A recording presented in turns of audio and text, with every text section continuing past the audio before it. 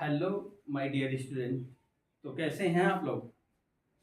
तो मैं पुनः बहुत दिनों बाद जो है गुप्ता सर क्लासेज में एक नया वीडियो लेकर आया हूं। आशा करते हैं कि इस वीडियो से आप लोगों को बहुत फायदा होगा। आज का लेक्चर होगा भौतिक विज्ञान क्लास 12 की एक बहुत इंपॉर्टेंट चैप्टर जिसका नाम होगा वैद्युत विभव।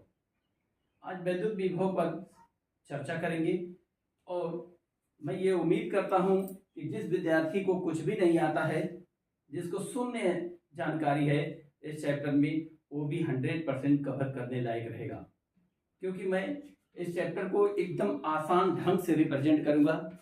जो भी कंफ्यूजन होता है उसको कमेंट में करेंगे, निश्चित रूप से उससे दूर किया जाएगा। तो हम चलिए बिना विलंब करते हुए हम शुरू करते हैं अपने चैप्टर को, जिसका नाम होगा वैद्युत विभव। वैद्युत विभव में बता दूं कि ये एक बहुत इंपॉर्टेंट चैप्टर है। ये बोर्ड परीक्षा में कम से कम 4 से 5 नंबर का इस पर से क्वेश्चन पूछा जाता है और कंपटीशन में भी इस पर क्वेश्चन पूछा जाता है। तो ये एक चैप्टर बहुत अच्छा चैप्टर है, इसलिए इसे बहुत अच्छे ढंग से पढ़ेंगे। वैद्युत विभव। वैद्युत विभव वैसे चैप्टर के नाम से देखा जाए तो 2 टर्म इसमें इस्तेमाल होता है, एक वैद्युत होता है और एक विभव होता है। तो विभव तो हम पढ़ेंगे, लेकिन पहले वैद्युत क्या होता है इसको जान लें। तो वैद्युत का टर्म जो होता है ये रिलेटेड होता है आवेश से। किससे? आवेश से। मतलब अगर आवेश है तो वैद्युत की बात कही जा सकती है, अगर आवेश नहीं, आवेश की गति नहीं, तो वैद्युत की बात भी नहीं। वैसे मैं बता दूं आवेश 2 प्रकार का होता है। आवेश 2 प्रकार का होता है। कितने प्रकार का? एक धनात्मक आवेश और एक ऋणात्मक आवेश। लेकिन एक बात और जान लें, जो आवेश होता है, आवेश के चारों तरफ कुछ काल्पनिक रेखाएं होती हैं जो धन आवेश से निकलती हैं और ऋण आवेश की ओर टर्मिनेट होती हैं, ऋण आवेश की ओर जाती हैं। मतलब हर आवेश है तो हर आवेश के चारों तरफ कुछ काल्पनिक रेखा होगा और ये रेखा हमेशा धन आवेश से निकलता है और ऋण आवेश की तरफ ये जाता है। ये इन काल्पनिक रेखाओं को कहते हैं वैद्युत बल रेखा, इलेक्ट्रिक लाइंस ऑफ फोर्स कहते हैं, वैद्युत बल रेखा कहते हैं। हाँ, अगर माइनस आवेश है तो समझ लें कि ये काल्पनिक रेखाएं माइनस आवेश के अंदर की तरफ जाती हैं। तो ये कुछ हम आवेश से रिलेटेड कहानी बता रहे हैं। आगे हम चलेंगे वैद्युत विभव पर ही, हमारा मेन टॉपिक होगा वैद्युत विभव। लेकिन वैद्युत का संबंध आवेश से होता है, इसलिए मैं पहले आवेश के बारे में कुछ आइडिया दे रहा हूं। जो लोग आवेश के बारे में कुछ भी नहीं जानते हैं उनके लिए मैं दे रहा हूं। तो आवेश 2 प्रकार का होता है। आवेश है तो वैद्युत की बात है, आवेश नहीं तो वैद्युत की बात नहीं। आवेश 2 प्रकार का होता है। कोई भी आवेश है तो उससे काल्पनिक रेखाएं निकलती हैं। इन काल्पनिक रेखाओं को वैद्युत बल रेखा कहते हैं। हाँ, इसकी विशेषता होती है कि ये काल्पनिक रेखाएं धनावेश से निकलती हैं और ऋण आवेश की ओर टर्मिनेट होती हैं, अब दूसरी बात यह है कि जहां जहां वैद्युत बल रेखा है वहां पर वैद्युत क्षेत्र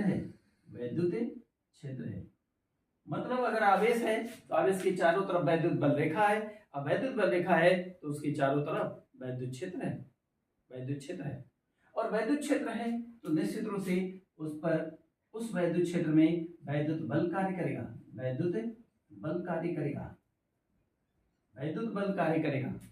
और वैद्युत बल है तो वैद्युत विभव भी होगा। मतलब वैद्युत विभव का संबंध वैद्युत क्षेत्र से होगा, वैद्युत क्षेत्र का संबंध वैद्युत बल रेखा से होगा और वैद्युत बल रेखा का संबंध आवेश से होगा। इसका मतलब है कि हमें वैद्युत विभव को पढ़ने के लिए आवेश की जरूरत पड़ेगी। अब चलिए वैद्युत विभव पर हम चलते हैं। आखिर में वैद्युत विभव होता क्या है? तो मैं बता दूं कि ये किसी वैद्युत क्षेत्र के भीतर की बात कही जाती है। मान लेते हैं हमारे पास ये कोई वैद्युत क्षेत्र है। तो वैद्युत क्षेत्र में किसी बिंदु पर हम बात करें, इस बिंदु पर कि ये पॉइंट ए है, यहाँ का विभव क्या होगा। तो इस अगर ये वैद्युत क्षेत्र नहीं है, ये वैद्युत क्षेत्र नहीं है, तो समझ ले कि यहाँ पर जो है कोई वैद्युत विभव की भी बात नहीं की जाएगी।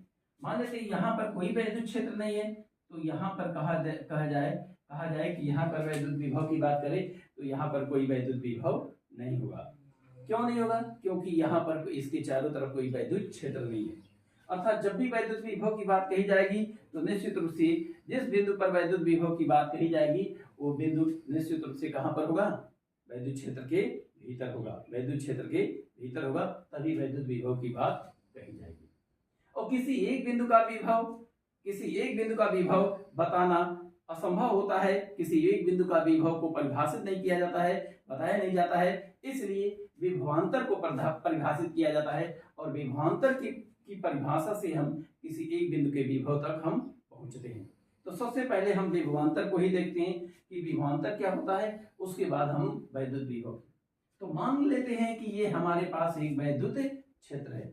वैद्युत क्षेत्र है, कैसे पता चला वैद्युत क्षेत्र है? ये हम मान लिए हैं और माने हैं तो निश्चित रूप से कहीं ना कहीं कोई आवेश होगा, यहाँ पर कोई आवेश होगा जिसके कारण ये वैद्युत बल रेखा बनाया होगा। और वैद्युत बल रेखा बनाया है तो इसके कारण यहाँ पर वैद्युत क्षेत्र बना है, वैद्युत क्षेत्र बना है। अब ये वैद्युत क्षेत्र जो है, ये वैद्युत क्षेत्र है। अगर ये वैद्युत क्षेत्र है तो यहाँ पर हम इस वैद्युत क्षेत्र के भीतर दो बिंदु लेते हैं। एक बिंदु ए ले रहे हैं और एक बिंदु हम बी ले रहे हैं। एक बिंदु ए ले रहे हैं और एक बिंदु बी ले रहे हैं। अब इन दोनों बिंदुओं के बीच हम पहले बात करेंगे विभवांतर का। तो मान लेते हैं इस बिंदु का विभवांतर भी ए और इस बिंदु का विभवांतर भी बी। इस बिंदु का विभवांतर भी ए और इस बिंदु का विभवांतर भी बी। तो इनके बीच का विभवांतर कितना होगा? विभवांतर होता है अंतिम माइनस प्रारंभिक। अगर हम किसी यहां से यहां तक चलते हैं तो V A minus V B क्या हो जाएगा? ये डेल्टा वी के बराबर होगा, विभवांतर के बराबर होता है। अब ये विभवांतर का मान कितना होगा? इसी विभवांतर का मान हम पता करना चाहते हैं। देखिए, तो विभवांतर का मान होता ये है कि मान लेते हैं हम ये कोई परीक्षण आवेश यहाँ से ला रहे हैं। परीक्षण आवेश का क्या काम है? परीक्षण आवेश धनात्मक होता है और उसका मान अत्यंत छोटा होता है। परीक्षण आवेश क्या होता है? धनात्मक होता है और उसका मान अत्यंत छोटा होता है। ये क्यों लेते हैं? किसी का परीक्षण करने के लिए। हम यहाँ पर क्या करने के लिए ले रहे हैं? यहाँ पर इन दोनों के बीच विभवांतर का परीक्षण करने के लिए ले रहे हैं। अब हम क्या करेंगे? ये छोटे आवेश को यहाँ से लेकर आएंगे, बी से लेकर आएंगे ए तक। कहाँ तक लाएंगे? बी से लेकर आएंगे ए तक। तो जब बी से ए तक लाएंगे तो हमें कुछ कार्य करना पड़ेगा। अर्थात कोई बाह्यकर्ता जो है, जो बाह्यकर्ता इसे लाएगा उसको कुछ कार्य करना पड़ेगा। मान लेते हैं वो किया गया कार्य क्या है? W जूल है। कितना है? W joule. सबसे पहले तो ये बात कर लें, आखिर क्यों कार्य करना पड़ेगा? क्या इसमें कारण है कि हमें कार्य करना पड़ रहा है? कारण इसलिए है, कार्य करना पड़ रहा है इसलिए क्योंकि ये धन आवेश के कारण ये वैद्युत क्षेत्र बना है। ये वैद्युत क्षेत्र बना है और इस वैद्युत क्षेत्र, मान लेते हैं वैद्युत क्षेत्र की तीव्रता यहाँ पर जो है वो ई है। तो इस वैद्युत क्षेत्र के कारण ये धन आवेश इसको क्या करेगा? प्रतिकर्षित करेगा, वैद्युत बल से प्रतिकर्षित करेगा। और वैद्युत बल से प्रतिकर्षित कर रहा है तो निश्चित रूप से वो ढकेला इधर, हम उठा करके ला रहे हैं, इसके इस बल के विरुद्ध उठा करके ला रहे हैं यहाँ पर। तो उस बल के विरुद्ध कार्य कर रहे हैं। हम एक बल लगा रहे हैं, बाहर से बल लगा करके इसे ला रहे हैं और कुछ विस्थापन कर रहे हैं, तो निश्चित रूप से हमें कार्य करना पड़ेगा। कार्य के लिए दो चीजें मुख्य रूप से जरूरी है, एक बल और एक विस्थापन। यहाँ पर दोनों हो रहा है। हम बल लगा रहे हैं और विस्थापन भी कर रहे हैं, तो निश्चित रूप से हमें कार्य करना पड़ेगा। अब विभवांतर की परिभाषा क्या होती है? विभवांतर की वैद्युत क्षेत्र के भीतर इन्हीं दो बिंदुओं के बीच विभवांतर का मान, वैद्युत क्षेत्र के भीतर इन्हीं दो बिंदुओं के बीच विभवांतर का मान एक परीक्षण आवेश को बाह्यकर्ता द्वारा एक बिंदु से दूसरे बिंदु तक लाने में किए गए कार्य और उस परीक्षण आवेश के अनुपात के बराबर होता है। अर्थात अगर कार्य किया गया कार्य है W और परीक्षण आवेश को यहां से यहां तक लाने में किया गया कार्य W और परीक्षण आवेश का मान है Q0, तो ये जो है मान होगा डेल्टा V के बराबर। वैद्युत क्षेत्र के भीतर, पुनः सुन लें, वैद्युत क्षेत्र के भीतर किन दो बिंदुओं के बीच विभवांतर उनमें से एक बिंदु से, उन दोनों बिंदुओं में से एक बिंदु से दूसरे बिंदु तक किसी परीक्षण आवेश को ले जाने में किया गया कार्य और परीक्षण आवेश के अनुपात के मान को हम उन दोनों बिंदुओं के बीच विभवांतर कहते हैं। अर्थात दोनों बिंदुओं के बीच का विभवांतर का मान एक बिंदु से दूसरे बिंदु तक परीक्षण आवेश को लाने में किए गए कार्य और इस आवेश के अनुपात के मान के बराबर होगा। अर्थात डेल्टा V बराबर W/Q0 होगा। इसी को हम, अच्छा डेल्टा V क्या होता है? Delta V VA minus VB के बराबर होता है, अर्थात W/Q0 हो जाएगा। क्यों VA माइनस VB कहें? क्योंकि यही दो बिंदु हमारे पास है। क्यों नहीं VB माइनस VA कहें? क्योंकि हम B से A तक ला रहे हैं, B से A तक ला रहे हैं, तो ये प्रारंभ हुआ, ये अंतिम बिंदु हुआ हमारा। और अंतर कैसे निकाला जाता है? अंतिम माइनस प्रारंभ, इसलिए VA माइनस VB हमने किया। अब ये VA माइनस VB किसके बराबर है? डेल्टा V के बराबर है। यही विभवांतर है इन दोनों बिंदुओं के बीच। अब क्या होगा? अब अगर कार्य दिया रहे और आवेश का मान दिया रहे तो इन दोनों बिंदुओं के बीच का विभवांतर पता चल जाएगा। विभवांतर का मात्रक क्या होगा? डेल्टा V का मात्रक। मात्रक क्या होगा? कार्य का मात्रक होता है जूल और आवेश का मात्रक होता है कूलम। तो इसका मात्रक हो जाएगा जूल प्रति कूलम। इसका मात्रक हो जाएगा जूल प्रति कूलम। और इसका बीमीय सूत्र क्या हो जाएगा? डेल्टा V का बीमीय सूत्र। बीमीय सूत्र क्या हो जाएगा? तो कार्य का बीमीय सूत्र होता है mL²T⁻⁻2 और आवेश का बीमीय सूत्र कहां से आएगा? यहां देख लें, I बराबर होता है Q/T। तो Q बराबर होता है I × T। Q है क्या? आवेश। I क्या है? धारा। धारा का होता है A और T टाइम AT। तो Q का बीमीय सूत्र हो जाएगा AT। इस प्रकार से mL², ये T ऊपर चला जाएगा T⁻³ और A ऊपर चल जाएगा A⁻⁻1। ये बीमीय सूत्र हो जाएगा किसका? विभवांतर का, वैद्युत विभवांतर का बीमीय सूत्र हो जाएगा। अब वैद्युत विभवांतर का बीमीय सूत्र जान लिए तो वैद्युत विभवांतर या विभव से संबंधित कुछ बातें और जान लें। वैद्युत विभवांतर एक अदिश राशि होती है। कैसी राशि होती है? अदिश राशि होती है। वैद्युत विभवांतर कैसी राशि होती है?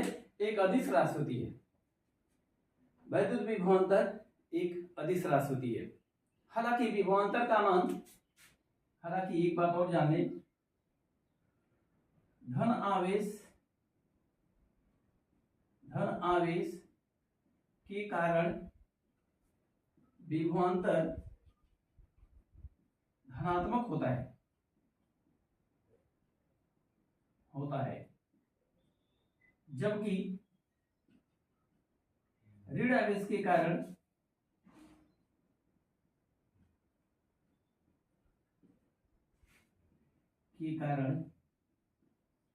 विभवांतर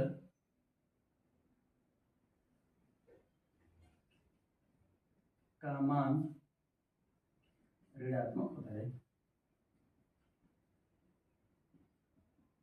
ये भी ध्यान। धन आवेश के कारण विभवांतर का मान कैसा होगा? धनात्मक, और ऋण आवेश के कारण विभवांतर का मान ऋणात्मक होगा। ऋण आवेश के कारण विभवांतर का मान ऋणात्मक होगा। विभवांतर कैसी राशि है?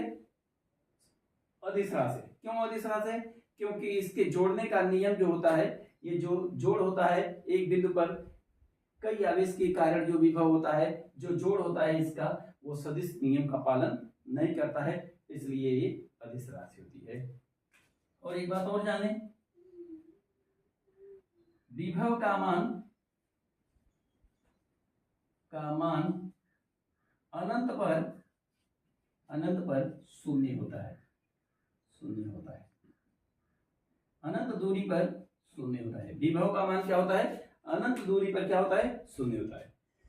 जब इतना जान लेंगे तो हम चलेंगे वैद्युत विभव पर, किसी एक बिंदु के वैद्युत विभव पर। लेकिन इसको फिर से एक बार देख लें क्या है इसका मान, इसका मतलब। तो मैं कह रहा हूं कि ये कोई आवेश है, धन आवेश, और इस धन आवेश के कारण यहां पर वैद्युत क्षेत्र स्थापित हो गया, वैद्युत क्षेत्र स्थापित हो गया। इस वैद्युत क्षेत्र में हम दो बिंदु लिए, एक ए और एक बी लिए। अब हम इन दोनों बिंदुओं के बीच हम विभवांतर ज्ञात करना चाहते हैं, इन दोनों बिंदुओं के बीच विभवांतर ज्ञात करना चाहते हैं। तो मान लेते हैं इस बिंदु का विभव का मान VA और इस बिंदु के विभव का मान VB है। तो विभवांतर ज्ञात करने के लिए हमें क्या करना पड़ता है, एक बिंदु से दूसरे बिंदु तक हम एक परीक्षण आवेश को लाते हैं। परीक्षण आवेश कहां से लाएंगे, अपने पास से रखेंगे। वो परीक्षण आवेश का मान कैसा होगा, धनात्मक होगा और बहुत कम होगा। इस परीक्षण आवेश को हम यहां तक लाएंगे। कौन लाएगा, बाह्यकर्ता लाएगा या हम लाएंगे। तो हमें कुछ कार्य करना पड़ेगा, या बाह्यकर्ता जो लाएगा उसे कुछ कार्य करना पड़ेगा। क्यों कार्य करना पड़ता है, क्योंकि इस आवेश पर एक वैद्युत बल लग रहा है उधर की तरफ, दूसरे दिशा में, और हम क्या कर रहे हैं, इसे उस बल के विरुद्ध हम उठा करके इधर ला रहे हैं। तो हमें कार्य करना पड़ेगा इसको लाने में। अब विभवांतर का मान क्या होता है, परिभाषा क्या होती है कि वैद्युत क्षेत्र के भीतर इन्हीं दो बिंदुओं के बीच विभवांतर का मान एक बिंदु से दूसरे बिंदु तक किसी परीक्षण आवेश को लाने में बाह्यकर्ता द्वारा किया गया कार्य और उस परीक्षण आवेश के अनुपात के मान के बराबर होता है। इस प्रकार हम परिभाषा के अनुसार कर देंगे delta V equal to W/Q नाम। डेल्टा V का मतलब VA minus VB। VA minus VB क्यों, क्योंकि ये विभवांतर है, विभव का अंतर है, अंतर को अंतिम माइनस प्रारंभिक करते हैं। हम यहाँ से चल रहे हैं यहाँ तक, तो ये हो गया प्रारंभिक और ये हो गया अंतिम, इसलिए VA माइनस VB बराबर W/Q नाम। अब ये W का मान अगर पता रहे तो जो है W का मान पता रहे और आवेश का मान पता रहे तो हम यहाँ पर विभवांतर ज्ञात कर सकते हैं। अब डेल्टा V का मात्रक देखिए क्या होगा, जूल/कूलम्ब। इसका मात्रक जूल, इसका मात्रक कूलम्ब, इसलिए जूल/कूलम्ब। डेल्टा V का बीमीय सूत्र क्या हो जाएगा, इस तरह से ये निकालेंगे। अब हम चलते हैं किसी एक बिंदु के विभव का मान हम ज्ञात करने के लिए कि वैद्युत क्षेत्र के भीतर केवल एक बिंदु, सिंगल बिंदु लिया जाए, ये दो बिंदु न लिया जाए, तो एक बिंदु का विभव का मान क्या होगा। इसके लिए हम आगे बढ़ रहे हैं, थोड़ा इसे बोर्ड को हम साफ कर दें।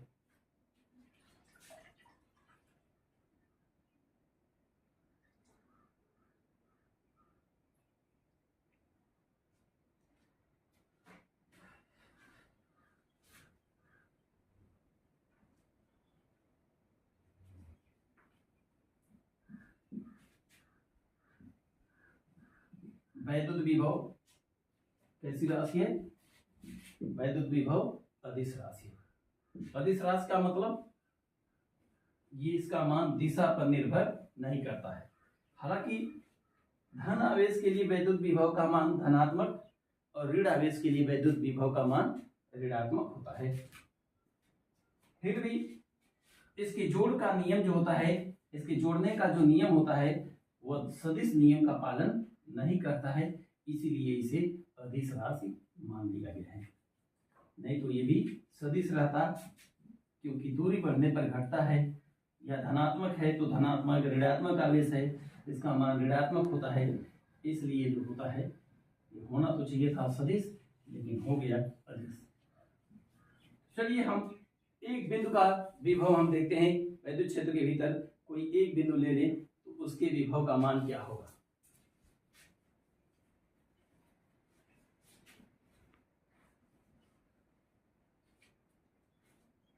कोई एक बिंदु हम लेते हैं वैद्युत क्षेत्र के भीतर, तो वैद्युत विभव, अब हमारे पास एक हेडिंग होगा क्या, वैद्युत विभव। अभी वो हेडिंग किस हेडिंग के अंतर्गत चल रहा था, वो था विभवांतर के अंतर्गत। तो इसके लिए क्या करते हैं, मान लेते हैं कि ये वैद्युत क्षेत्र है, बिना वैद्युत क्षेत्र के वैद्युत विभव की बात नहीं की जाएगी। इस वैद्युत क्षेत्र में एक पॉइंट ए है, इस पॉइंट पर हमें वैद्युत विभव ज्ञात करना है, इस पॉइंट पर हमें वैद्युत विभव ज्ञात करना है। हालांकि अगर यहाँ पर पॉइंट कोई और ले लेते, बी ले लेते, तो यहाँ तक तो इनके बीच विभवांतर तो फट से ज्ञात कर लेंगे, डेल्टा वी बराबर डब्ल्यू बटे क्यू नॉट। डेल्टा वी क्या, यहाँ से क्यू नॉट यहाँ ले जाएंगे, डेल्टा वी क्या है, V A minus V V बराबर डब्ल्यू बटे क्यू नॉट। ये हम कह देते अगर दो बिंदु इसी के भीतर रहता तब। तो हम बी को अब क्या करते हैं, बी को हम मान लेते हैं कि बिंदु बी, ये पॉइंट बी ए से इनफाइनाइट दूरी पर है, अनंत दूरी पर है, अनंत दूरी पर है ये बिंदु बी। अब क्या करेंगे, अब जो है इन दोनों बिंदुओं के बीच विभवांतर ज्ञात कर सकते हैं, इन दोनों बिंदुओं के बीच विभवांतर ज्ञात कर सकते हैं। इन दोनों बिंदुओं के बीच विभवांतर का मान क्या होगा, वी ए, यहाँ से एक परीक्षण आवेश को लेकर चलेंगे और यहाँ तक लेकर आएंगे ए तक, और जो कार्य किया जाएगा वो कार्य और इस परीक्षण के आवेश का मान का अनुपात जो होगा वही इन दोनों बिंदुओं के बीच विभवांतर का मान होगा। मतलब V A minus V infinite बराबर डब्ल्यू बटे क्यू नॉट, डब्ल्यू बटे क्यू नॉट। ये क्या है, विभवांतर है किन बिंदुओं के, एक बिंदु ए और एक बिंदु ए, इन दोनों बिंदुओं के बीच का विभवांतर है। लेकिन हम ये जानते हैं कि अनंत पर विभवांतर का मान, विभव का मान अनंत पर शून्य होता है, शून्य होता है। अतः हम कह सकते हैं वी इनफाइनाइट बराबर 0। अगर वी इनफाइनाइट बराबर 0 तो क्या बचेगा, वी ए माइनस 0 बराबर डब्ल्यू बटे क्यू नॉट। अब वी ए माइनस 0 को हम वी ए कह सकते हैं या डब्ल्यू बटे क्यू नॉट कह सकते हैं। ये डब्ल्यू क्या है, ये डब्ल्यू क्या है, अनंत से परीक्षण आवेश को बिंदु ए तक लाने में किया गया कार्य। ये क्या है, क्यू नॉट, ये परीक्षण आवेश है जिसको अनंत से यहाँ तक लाया गया था। इस परिभाषा के अनुसार अगर हम इस फार्मूले के आधार पर अगर हम परिभाषा बनाएं, अगर हम परिभाषा बनाएं किसका, वैद्युत विभव का, तो क्या बनाएंगे, वैद्युत क्षेत्र के भीतर किसी बिंदु ए का वैद्युत विभव, वैद्युत क्षेत्र के भीतर किसी बिंदु ए का वैद्युत विभव अनंत से परीक्षण आवेश को बिंदु ए तक लाने में वाह्यकर्ता द्वारा किया गया कार्य और परीक्षण आवेश के अनुपात, परीक्षण आवेश के मान के अनुपात को उस बिंदु का वैद्युत विभव कहते हैं, उस बिंदु का वैद्युत विभव कहते हैं। तो ये हो गया एक बिंदु का वैद्युत विभव। मतलब ये वैद्युत विभव, इसका भी मात्रक क्या हो जाएगा, वोल्ट नहीं, जूल प्रति कूलम, जूल प्रति कूलम। और जूल प्रति कूलम को हम क्या कहते हैं, वोल्ट भी कहते हैं, वोल्ट भी कहते हैं। अब मान लेते हैं अगर जो है यदि W बराबर 1 जूल हो, 1 जूल, और Q बराबर होता है, Q नॉट बराबर 1 कूलम, 1 कूलम ले, तो VA बराबर क्या हो जाएगा, 1 जूल बटे 1 कूलम, 1 जूल बटे 1 कूलम मतलब बराबर 1 जूल बटे 1 कूलम बराबर 1 वोल्ट, 1 वोल्ट।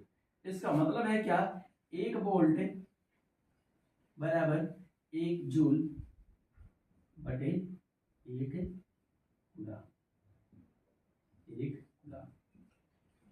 ये वोल्ट और जूल प्रति कूलम में संबंध हो गया, ये वोल्ट और जूल प्रति कूलम में संबंध हो गया। मतलब ये होगा कि यदि एकांक आवेश को, एक कूलम आवेश को क्या कहेंगे, एकांक आवेश। यदि एकांक आवेश को अनंत से विद्युत क्षेत्र के भीतर किसी बिंदु ए तक लाने में 1 जूल कार्य किया जाए तो उस बिंदु का विभवांतर 1 वोल्ट होगा, उस बिंदु का विभवांतर क्या होगा, 1 वोल्ट, 1 जूल प्रति कूलम मतलब 1 वोल्ट। तो ये जो है उस बिंदु का विभव 1 वोल्ट होगा, कब, जब एकांक आवेश को अनंत से इस बिंदु के भीतर इस बिंदु तक लाने में 1 जूल कार्य किया जाए तो इस बिंदु का विभव क्या हो जाएगा, 1 वोल्ट हो जाएगा। इस तरह से ये वोल्ट जो विभव का मात्रक होता है और जूल प्रति कूलम भी विभव का मात्रक होता है। अब विभव के बारे में कुछ और बातें हम कर लेते हैं। विभव का मान किधर से किधर ये आवेश का फ्लो होगा। अगर दो वस्तुएं भिन्न भिन्न विभव की हों, विभवांतर की हों और आपस में संपर्क करवा दिया जाए तो विभव किधर से आवेश किधर से किधर गति करेगा, इसको हम देखते हैं। अगले लेक्चर में इसे हम पढ़ेंगे। आज हम यहीं पर समाप्त करते हैं इस लेक्चर को। और मेरा रिक्वेस्ट है कि अगर वीडियो अच्छा लगे तो चैनल को सब्सक्राइब और बेल आइकन को ऑलवेज के लिए प्रेस कर देंगे। धन्यवाद। Best of luck. पढ़ते रहिए।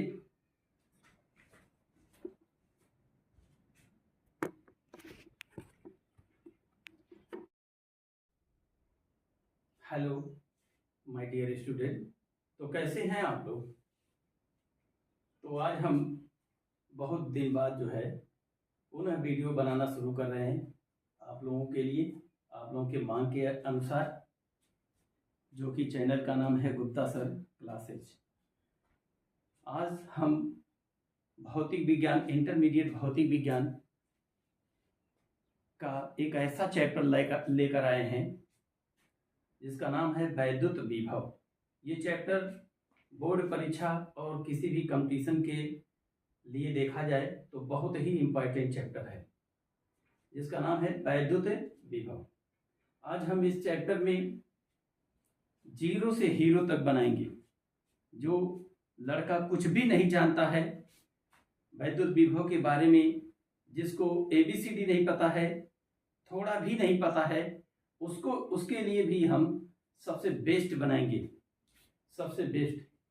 हम ऐसा करेंगे इस चैप्टर में कि जो भी लड़का वैद्युत विभव या भौतिक विज्ञान के सेकेंड पार्ट से, फर्स्ट पार्ट से कुछ भी ना आता हो तो भी वो 100% मार्क कवर करने लायक रहे। तो आज हम चलते हैं वैद्युत विभव की तरफ।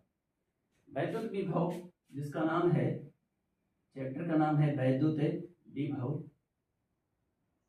ये चैप्टर खास करके बोर्ड परीक्षा में के आधार पर बहुत इंपॉर्टेंट होता है। इससे कम से कम 4 नंबर का क्वेश्चन हर साल बोर्ड परीक्षा में पूछा जाता है और कंपटीशन में भी पूछा जाता है। और मैं बता दूं कि जिसको कुछ भी नहीं आता है इस चैप्टर में, कहते हैं कि शून्य है, उसको भी 100% करने लायक हम बनाएंगे। केवल अंत तक इस वीडियो में बना रहे। तो वैद्युत विभव देखिए, इस चैप्टर में सबसे पहली बात तो यहाँ पर वैद्युत एक टर्म आता है वैद्युत से। तो वैद्युत का क्या मतलब होता है, यहाँ पर देखिए, वैद्युत का संबंध होता है, वैद्युत का संबंध होता है आवेश से। आवेश से, आवेश से मतलब अगर कहीं पर आवेश है, आवेश का गति है, आवेश का मोशन है, तभी तो वैद्युत का संबंध मिलेगा। अदरवाइज अगर आवेश की गति नहीं है, आवेश नहीं है, तो वैद्युत का संबंध भी नहीं है। अर्थात ये चैप्टर जो पढ़ेंगे इसमें आवेश का खेल रहेगा। बिना आवेश के खेल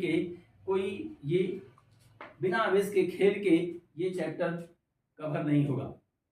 तो आवेश है, आवेश कितने प्रकार के होते हैं, 2 प्रकार के होते हैं। 2 प्रकार के आवेश 2 प्रकार के होते हैं। कौन कौन से आवेश, एक प्लस क्यू आवेश होता है और एक माइनस आवेश होता है, जिसे हम क्यू से प्रदर्शित करते हैं। एक प्लस आवेश होता है और एक माइनस आवेश। पहले हम इस चैप्टर के बारे में आउटलाइन बता रहे हैं, उसके बाद जो है इस चैप्टर को हम बताएंगे।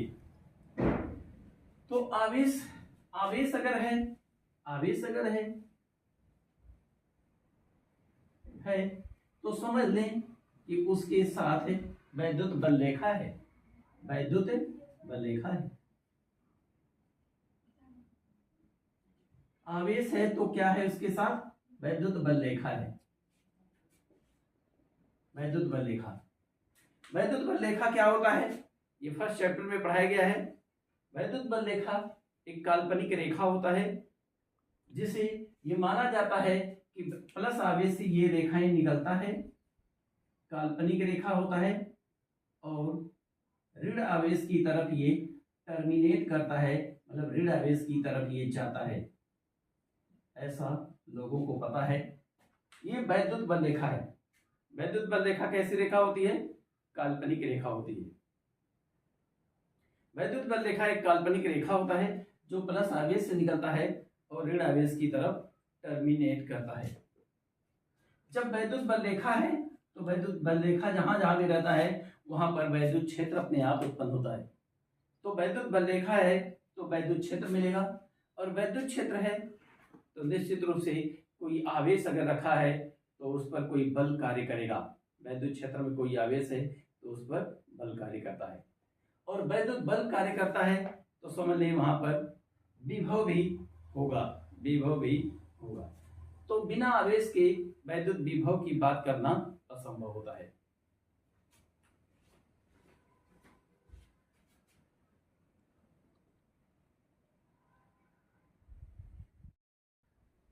हेलो माय डियर स्टूडेंट, तो कैसे हैं आप लोग? तो मैं पुनः बहुत दिनों बाद जो है गुप्ता सर क्लासेज में एक नया वीडियो लेकर आया हूं। आशा करते हैं कि इस वीडियो से आप लोगों को बहुत फायदा होगा। आज का लेक्चर होगा भौतिक विज्ञान क्लास 12 की एक बहुत इंपॉर्टेंट चैप्टर जिसका नाम होगा वैद्युत विभव। आज वैद्युत विभव पर चर्चा करेंगे, और मैं ये उम्मीद करता हूं कि जिस विद्यार्थी को कुछ भी नहीं आता है, जिसको शून्य जानकारी है इस चैप्टर में, वो भी 100% कवर करने लायक रहेगा, क्योंकि मैं इस चैप्टर को एकदम आसान ढंग से रिप्रेजेंट करूंगा।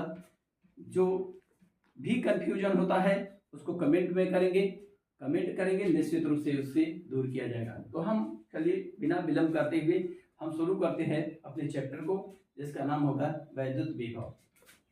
वैद्युत विभव में बता दूं कि ये एक बहुत इंपॉर्टेंट चैप्टर है। ये बोर्ड परीक्षा में कम से कम 4 से 5 नंबर का इस पर से क्वेश्चन पूछा जाता है, और कंपटीशन में भी इस पर क्वेश्चन पूछा जाता है। तो ये एक चैप्टर बहुत अच्छा चैप्टर है, इसलिए इसे बहुत अच्छे ढंग से पढ़ेंगे। वैद्युत विभव। वैद्युत विभव वैसे चैप्टर के नाम से देखा जाए तो 2 टर्म इसमें इन्वॉल्व होता है, एक वैद्युत होता है और एक विभव होता है। तो विभव तो हम पढ़ेंगे, लेकिन पहले वैद्युत क्या होता है इसको जान लें। तो वैद्युत का टर्म जो होता है ये रिलेटेड होता है आवेश से। इससे आवेश से मतलब अगर आवेश है तो वैद्युत की बात कही जा सकती है, अगर आवेश नहीं, आवेश की गति नहीं, तो वैद्युत की बात भी नहीं। वैसे मैं बता दूं आवेश 2 प्रकार का होता है। आवेश 2 प्रकार का होता है। कितने प्रकार का? एक धनात्मक आवेश और एक ऋणात्मक आवेश। लेकिन एक बात और जान लें, जो आवेश होता है, आवेश के चारों तरफ कुछ काल्पनिक रेखाएं होती हैं जो धन आवेश से निकलती हैं और ऋण आवेश की ओर टर्मिनेट होती हैं, ऋण आवेश की ओर जाती हैं। मतलब हर आवेश है तो हर आवेश के चारों तरफ कुछ काल्पनिक रेखा होगा, और ये रेखा हमेशा धन आवेश से निकलता है और ऋण आवेश की तरफ ये जाता है। ये इन काल्पनिक रेखाओं को कहते हैं वैद्युत बल रेखा, इलेक्ट्रिक लाइंस ऑफ फोर्स कहते हैं, वैद्युत बल रेखा कहते हैं। हाँ, अगर माइनस आवेश है तो समझ लें कि ये काल्पनिक रेखाएं माइनस आवेश के अंदर की तरफ जाती हैं। तो ये कुछ हम आवेश से रिलेटेड कहानी बता रहे हैं। आगे हम चलेंगे वैद्युत विभव पर ही, हमारा मेन टॉपिक होगा वैद्युत विभव। लेकिन वैद्युत का संबंध आवेश से होता है, इसलिए मैं पहले आवेश के बारे में कुछ आइडिया दे रहा हूँ। जो लोग आवेश के बारे में कुछ भी नहीं जानते हैं उनके लिए मैं दे रहा हूँ। तो आवेश 2 प्रकार का होता है। आवेश है तो वैद्युत की बात है, आवेश नहीं तो वैद्युत की बात नहीं। आवेश 2 प्रकार का होता है। कोई भी आवेश है तो उससे काल्पनिक रेखाएं निकलती हैं। इन काल्पनिक रेखाओं को वैद्युत बल रेखा कहते हैं। हाँ, इसकी विशेषता होती है कि ये काल्पनिक रेखाएं धनावेश से निकलती हैं और ऋण आवेश की ओर टर्मिनेट होती हैं। अब दूसरी बात यह है कि जहां जहां वैद्युत बल रेखा है वहां पर वैद्युत क्षेत्र है। मतलब अगर आवेश है तो आवेश के चारों तरफ वैद्युत बल रेखा है, अब वैद्युत बल रेखा है तो उसके चारों तरफ वैद्युत क्षेत्र है, और वैद्युत क्षेत्र है तो निश्चित रूप से उस वैद्युत क्षेत्र में वैद्युत बल कार्य करेगा, वैद्युत बल कार्य करेगा, वैद्युत बल कार्य करेगा। और वैद्युत बल है तो वैद्युत विभव भी होगा, वैद्युत विभव भी होगा। मतलब वैद्युत विभव का संबंध वैद्युत क्षेत्र से होगा, वैद्युत क्षेत्र का संबंध वैद्युत बल रेखा से होगा, और वैद्युत बल रेखा का संबंध आवेश से होगा। इसका मतलब है कि हमें वैद्युत विभव को पढ़ने के लिए आवेश की जरूरत पड़ेगी, आवेश की जरूरत पड़ेगी। अब चलिए वैद्युत विभव पर हम चलते हैं। आखिर में वैद्युत विभव होता क्या है? तो मैं बता दूं कि ये किसी वैद्युत क्षेत्र के भीतर की बात कही जाती है। मान लेते हैं हमारे पास ये कोई वैद्युत क्षेत्र है, वैद्युत क्षेत्र है। तो वैद्युत क्षेत्र में किसी बिंदु पर हम बात करें, इस बिंदु पर कि ये पॉइंट ए है, यहाँ का विभव क्या होगा। तो इस अगर ये वैद्युत क्षेत्र नहीं है, ये वैद्युत क्षेत्र नहीं है, तो समझ लें कि यहाँ पर जो है कोई वैद्युत विभव की भी बात नहीं की जाएगी। मान लेते यहाँ पर कोई वैद्युत क्षेत्र नहीं है, तो यहाँ पर कहा जाए कि यहाँ पर वैद्युत विभव की बात करें तो यहाँ पर कोई वैद्युत विभव नहीं होगा। क्यों नहीं होगा? क्योंकि यहाँ पर इसके चारों तरफ कोई वैद्युत क्षेत्र नहीं है। अर्थात जब भी वैद्युत विभव की बात कही जाएगी तो निश्चित रूप से जिस बिंदु पर वैद्युत विभव की बात कही जाएगी वो बिंदु निश्चित रूप से कहाँ पर होगा? वैद्युत क्षेत्र के भीतर होगा, वैद्युत क्षेत्र के भीतर होगा, तभी वैद्युत विभव की बात कही जाएगी। और किसी एक बिंदु का विभव बताना असंभव होता है, किसी एक बिंदु का विभव को परिभाषित नहीं किया जाता है, बताया नहीं जाता है, इसलिए विभवांतर को परिभाषित किया जाता है, और विभवांतर की परिभाषा से हम किसी एक बिंदु के विभव तक हम पहुंचते हैं। तो सबसे पहले हम विभवांतर को ही देखते हैं कि विभवांतर क्या होता है, उसके बाद हम वैद्युत विभव। तो मान लेते हैं कि ये हमारे पास एक वैद्युत क्षेत्र है, वैद्युत क्षेत्र है।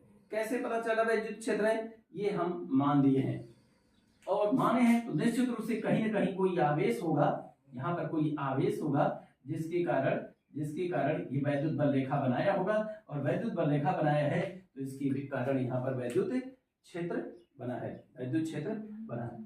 अब ये वैद्युत क्षेत्र जो है, ये वैद्युत क्षेत्र है। अगर ये वैद्युत क्षेत्र है तो यहाँ पर हम इस वैद्युत क्षेत्र के भीतर दो बिंदु लेते हैं, एक बिंदु ए ले रहे हैं और एक बिंदु हम बी ले रहे हैं, एक बिंदु ए ले रहे हैं और एक बिंदु बी ले रहे हैं। अब इन दोनों बिंदुओं के बीच हम पहले बात करेंगे विभवांतर का। तो मान लेते हैं इस बिंदु का विभवांतर भी ए और इस बिंदु का विभवांतर भी बी, इस बिंदु का विभवांतर भी ए और इस बिंदु का विभवांतर भी बी। तो इनके बीच का विभवांतर कितना होगा? विभवांतर होता है अंतिम माइनस प्रारंभिक। अगर हम किसी यहां से यहां तक चलते हैं तो V A minus V B क्या हो जाएगा? ये डेल्टा वी के बराबर होगा, विभवांतर के बराबर होता है। अब ये विभवांतर का मान कितना होगा? इसी विभवांतर का मान हम पता करना चाहते हैं। देखिए, तो विभवांतर का मान होता ये हो कि मान लेते हैं हम ये कोई परीक्षण आवेश यहाँ से ला रहे हैं, परीक्षण आवेश का क्या काम है? परीक्षण आवेश धनात्मक होता है और उसका मान अत्यंत छोटा होता है। परीक्षण आवेश क्या होता है? धनात्मक होता है और उसका मान अत्यंत छोटा होता है। ये क्यों लेते हैं? किसी का परीक्षण करने के लिए। हम यहाँ पर क्या करने के लिए ले रहे हैं? यहाँ पर इन दोनों के बीच विभवांतर का परीक्षण करने के लिए ले रहे हैं। अब हम क्या करेंगे? ये छोटे आवेश को यहाँ से लेकर आएंगे, बी से लेकर आएंगे ए तक। कहाँ तक लाएंगे? बी से लेकर आएंगे ए तक। तो जब बी से ए तक लाएंगे तो हमें कुछ कार्य करना पड़ेगा, अर्थात कोई बाह्यकर्ता जो है, जो बाह्यकर्ता इसे लाएगा उसको कुछ कार्य करना पड़ेगा। मान लेते हैं वो किया गया कार्य क्या है? W जूल है। कितना है? W joule. सबसे पहले तो ये बात कर लें, आखिर क्यों कार्य करना पड़ेगा? क्या इसमें कारण है कि हमें कार्य करना पड़ रहा है? कारण इसलिए है, कार्य करना पड़ रहा है इसलिए क्योंकि ये धन आवेश के कारण ये वैद्युत क्षेत्र बना है, ये वैद्युत क्षेत्र बना है। और इस वैद्युत क्षेत्र, मान लेते हैं वैद्युत क्षेत्र की तीव्रता यहाँ पर जो है वो ई है, तो इस वैद्युत क्षेत्र के कारण ये धन आवेश इसको क्या करेगा? प्रतिकर्षित करेगा, वैद्युत बल से प्रतिकर्षित करेगा। और वैद्युत बल से प्रतिकर्षित कर रहा है तो निश्चित रूप से वो ढकेला इधर, हम उठा करके ला रहे हैं, इसके इस बल के विरुद्ध उठा करके ला रहे हैं यहाँ पर। तो उस बल के विरुद्ध कार्य कर रहे हैं, हम एक बल लगा रहे हैं, बाहर से बल लगा करके इसे ला रहे हैं और कुछ विस्थापन कर रहे हैं, तो निश्चित रूप से हमें कार्य करना पड़ेगा, निश्चित रूप से हमें कार्य करना पड़ेगा। कार्य के लिए दो चीजें मुख्य रूप से जरूरी है, एक बल और एक विस्थापन। यहाँ पर दोनों हो रहा है, हम बल लगा रहे हैं और विस्थापन भी कर रहे हैं, तो निश्चित रूप से हमें कार्य करना पड़ेगा। अब विभवांतर की परिभाषा क्या होती है? विभवांतर की विद्युत क्षेत्र के भीतर इन्हीं दो बिंदुओं के बीच विभवांतर का मान, विद्युत क्षेत्र के भीतर इन्हीं दो बिंदुओं के बीच विभवांतर का मान एक परीक्षण आवेश को बाह्यकर्ता द्वारा एक बिंदु से दूसरे बिंदु तक लाने में किए गए कार्य और उस परीक्षण आवेश के अनुपात के बराबर होता है। अर्थात अगर कार्य किया गया कार्य है W और परीक्षण आवेश को यहां से यहां तक लाने में किया गया कार्य है W और परीक्षण आवेश का मान है Q0, तो ये जो है मान होगा डेल्टा V के बराबर। विद्युत क्षेत्र के भीतर, पुनः सुन ले, विद्युत क्षेत्र के भीतर इन दो बिंदुओं के बीच विभवांतर उनमें से एक बिंदु से, उन दोनों बिंदुओं में से एक बिंदु से दूसरे बिंदु तक किसी परीक्षण आवेश को ले जाने में किया गया कार्य और परीक्षण आवेश के अनुपात के मान को हम उन दोनों बिंदुओं के बीच विभवांतर कहते हैं। अर्थात दोनों बिंदुओं के बीच का विभवांतर का मान एक बिंदु से दूसरे बिंदु तक परीक्षण आवेश को लाने में किए गए कार्य और इस आवेश के अनुपात के मान के बराबर होगा। अर्थात डेल्टा V बराबर W/Q0 होगा। इसी को हम, अच्छा, डेल्टा V क्या होता है? Delta V VA minus VB के बराबर होता है, अर्थात W/Q0 हो जाएगा। क्यों VA माइनस VB कहें? क्योंकि यही दो बिंदु हमारे पास है। क्यों नहीं VB माइनस VA कहें? क्योंकि हम B से A तक ला रहे हैं, B से A तक ला रहे हैं, तो ये प्रारंभ हुआ, ये अंतिम बिंदु हुआ हमारा। और अंतर कैसे निकाला जाता है? अंतिम माइनस प्रारंभ, इसलिए VA माइनस VB हमने किया। अब ये VA माइनस VB किसके बराबर है? डेल्टा V के बराबर है। यही विभवांतर है इन दोनों बिंदुओं के बीच। अब क्या होगा? अब अगर कार्य दिया रहे और आवेश का मान दिया रहे तो इन दोनों बिंदुओं के बीच का विभवांतर पता चल जाएगा। विभवांतर का मात्रक क्या होगा? डेल्टा V का मात्रक। मात्रक क्या होगा? कार्य का मात्रक होता है जूल और आवेश का मात्रक होता है कूलम। तो इसका मात्रक हो जाएगा जूल प्रति कूलम, इसका मात्रक हो जाएगा जूल प्रति कूलम। और इसका बीमीय सूत्र क्या हो जाएगा? डेल्टा V का बीमीय सूत्र। बीमीय सूत्र क्या हो जाएगा? तो कार्य का बीमीय सूत्र होता है mL²T⁻²। और आवेश का बीमीय सूत्र कहां से आएगा? यहां देख लें, I बराबर होता है Q/T। तो Q बराबर होता है I/T। Q है क्या? आवेश। I क्या है? धारा। धारा का होता है A और T टाइम AT। तो Q का बीमीय सूत्र हो जाएगा AT। इस प्रकार से mL², ये T ऊपर चला जाएगा T⁻³ और A ऊपर चल जाएगा A⁻⁻1। ये बीमीय सूत्र हो जाएगा किसका? विभवांतर का, वैद्युत विभवांतर का बीमीय सूत्र हो जाएगा। अब वैद्युत विभवांतर का बीमीय सूत्र जान लिए तो वैद्युत विभवांतर या विभव से संबंधित कुछ बातें और जान लें। वैद्युत विभवांतर एक अदिश राशि होती है। कैसी राशि होती है? अदिश राशि होती है। वैद्युत विभवांतर कैसी राशि होती है? एक अदिश राशि होती है। वैद्युत विभवांतर एक अदिश राशि होती है। हालांकि विभवांतर का मान, हालांकि एक बात और जान लें, धन आवेश के कारण विभवांतर धनात्मक होता है, जबकि ऋण आवेश के कारण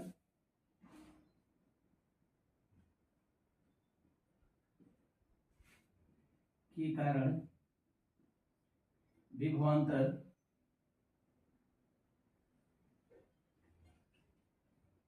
का मान ऋणात्मक होता है। ये भी ध्यान। धन आवेश के कारण विभवांतर का मान कैसा होगा? धनात्मक, और ऋण आवेश के कारण विभवांतर का मान ऋणात्मक होगा। ऋण आवेश के कारण विभवांतर का मान ऋणात्मक होगा। विभवांतर कैसी राशि है? अदिश राशि। क्यों अदिश राशि है? क्योंकि इसके जोड़ने का नियम जो होता है, ये जो जोड़ होता है एक बिंदु पर कई आवेश के कारण जो विभव होता है, जो जोड़ होता है इसका, वो सदिश नियम का पालन नहीं करता है, इसलिए ये अदिश राशि होती है। और एक बात और जाने, विभव का मान अनंत पर शून्य होता है, अनंत दूरी पर शून्य होता है। विभव का मान क्या होता है? अनंत दूरी पर क्या होता है? शून्य होता है। जब इतना जान लेंगे तो हम चलेंगे वैद्युत विभव पर, किसी एक बिंदु के वैद्युत विभव पर। लेकिन इसको फिर से एक बार देख लें, क्या है इसका मान, इसका मतलब। तो मैं कह रहा हूं कि ये कोई आवेश है, धन आवेश, और इस धन आवेश के कारण यहां पर वैद्युत क्षेत्र स्थापित हो गया, इस वैद्युत क्षेत्र में हम दो बिंदु लिए, एक ए और एक बी लिए। अब हम इन दोनों बिंदुओं के बीच हम विभवांतर ज्ञात करना चाहते हैं, तो मान लेते हैं इस बिंदु का विभव का मान भी है और इस बिंदु के विभव का मान भी है। तो विभवांतर ज्ञात करने के लिए हमें क्या करना पड़ता है? एक बिंदु से दूसरे बिंदु तक हम एक परीक्षण आवेश को लाते हैं। परीक्षण आवेश कहां से लाएंगे? अपने पास से रखेंगे। वो परीक्षण आवेश का मान कैसा होगा? धनात्मक होगा और बहुत कम होगा। इस परीक्षण आवेश को हम यहां तक लाएंगे। कौन लाएगा? बाह्यकर्ता लाएगा या हम लाएंगे। तो हमें कुछ कार्य करना पड़ेगा, या बाह्यकर्ता जो लाएगा उसे कुछ कार्य करना पड़ेगा। क्यों कार्य करना पड़ता है? क्योंकि इस आवेश पर एक वैद्युत बल लग रहा है उधर की तरफ, दूसरे दिशा में, और हम क्या कर रहे हैं? इसे उस बल के विरुद्ध हम उठा करके इधर ला रहे हैं। तो हमें कार्य करना पड़ेगा इसको लाने में। अब विभवांतर का मान क्या होता है? परिभाषा क्या होती है कि वैद्युत क्षेत्र के भीतर इन्हीं दो बिंदुओं के बीच विभवांतर का मान एक बिंदु से दूसरे बिंदु तक किसी परीक्षण आवेश को लाने में बाह्यकर्ता द्वारा किया गया कार्य और उस परीक्षण आवेश के अनुपात के मान के बराबर होता है। इस प्रकार हम परिभाषा के अनुसार कर देंगे delta V equal to W/Q0। Delta V का मतलब VA माइनस VB क्यों? क्योंकि ये विभवांतर है, विभव का अंतर है, अंतर को अंतिम माइनस प्रारंभिक करते हैं। हम यहाँ से चल रहे हैं यहाँ तक, तो ये हो गया प्रारंभिक और ये हो गया अंतिम, इसलिए VA माइनस VB बराबर W/Q0। अब ये W का मान अगर पता रहे तो जो है W का मान पता रहे और आवेश का मान पता रहे तो हम यहाँ पर विभवांतर ज्ञात कर सकते हैं। अब डेल्टा V का मात्रक देखिए क्या होगा? जूल/कूलम। इसका मात्रक जूल, इसका मात्रक कूलम, इसलिए जूल/कूलम। डेल्टा V का विमीय सूत्र क्या हो जाएगा? इस तरह से ये निकालेंगे। अब हम चलते हैं किसी एक बिंदु के विभव का मान हम ज्ञात करने के लिए कि वैद्युत क्षेत्र के भीतर केवल एक बिंदु, सिंगल बिंदु लिया जाए, ये दो बिंदु न लिया जाए, तो एक बिंदु का विभव का मान क्या होगा? इसके लिए हम आगे बढ़ रहे हैं। थोड़ा इसे बोर्ड को हम साफ कर दें।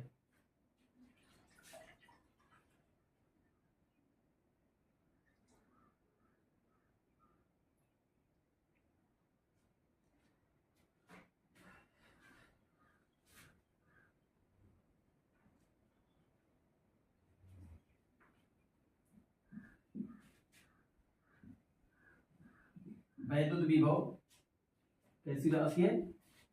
वैद्युत विभव अदिश राशि है। अदिश राशि का मतलब ये इसका मान दिशा पर निर्भर नहीं करता है। हालांकि धन आवेश के लिए वैद्युत विभव का मान धनात्मक और ऋण आवेश के लिए वैद्युत विभव का मान ऋणात्मक होता है। फिर भी इसके जोड़ का नियम जो होता है, इसके जोड़ने का जो नियम होता है वह सदिश नियम का पालन नहीं करता है, इसीलिए इसे अदिश राशि मान लिया गया है। नहीं तो ये भी सदिश रहता, क्योंकि दूरी बढ़ने पर घटता है, या धनात्मक है तो धनात्मक, ऋणात्मक आवेश है इसका मान ऋणात्मक होता है, इसलिए जो होता है ये होना तो चाहिए था सदिश, लेकिन हो गया अदृश्य। चलिए हम एक बिंदु का विभव हम देखते हैं, विद्युत क्षेत्र के भीतर कोई एक बिंदु ले लें तो उसके विभव का मान क्या होगा।